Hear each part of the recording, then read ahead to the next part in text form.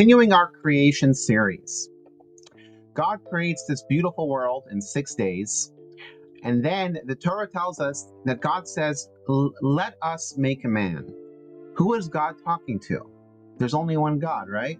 All of the angels do exactly what God wants them to do. So who is he referring to when he said, let us make man? So Kabbalah teaches us that God was actually asking the souls of the righteous, that he's about to create his first creation that's going to have free choice. Up until now, every single creation has its own natural characteristics and instincts that operate exactly the way God wants them to.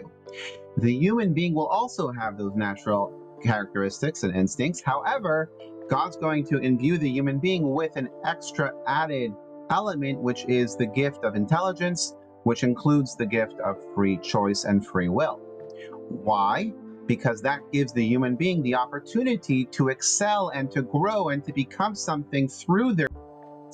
And the human's ability to use their intelligence to overcome the challenges they face and overcome the potential instinctive choices that may not be good, and to choose to rise above that and do good, is the opportunity of creating the human being.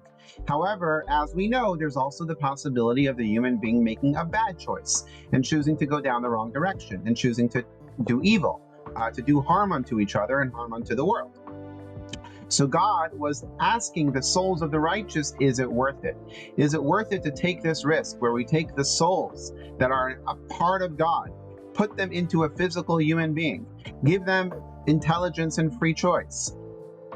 And the souls of the righteous came back and answered, yes, it's worth it. We will serve as role models, as leaders, to be able to help the people, educate the people, guide the people to make the right choices, and to grow and to develop and to ensure that the world becomes a place where godliness could be revealed and where God could feel comfortable, where we harmonize the physical world with the spiritual revelation of godliness. So what did God do? He took earth. He took dirt from the earth, from the Temple Mount, from Mount Moriah, and with it he formed the body of Adam, the first man. And it says that he blew into his nostrils.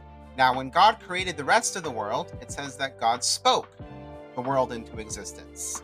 Speech is a level of revelation of godliness that is somewhat limited. As you know, that when you want to speak, you can talk without getting tired for a long time. However, if you're blowing physically out of your lungs, it takes more energy. What God was signifying in the Torah by blowing into the nostrils of Adam, the first man, was to show that God is giving him a soul, is bequeathing him a soul, an energy that is from the essence of godliness himself, in order to empower Adam, in order to give him the ability to rise up and use the free choice and the intellect that he's being given, and to be the ultimate human that he could become. God gave him the ultimate gift, the essence of God, which is the soul of the human being. And every single human being that descends from Adam, which is all of us, have a part of that soul, have a part of Adam's soul that was given to God. And therefore, within each and every one of us is an actual part of godliness.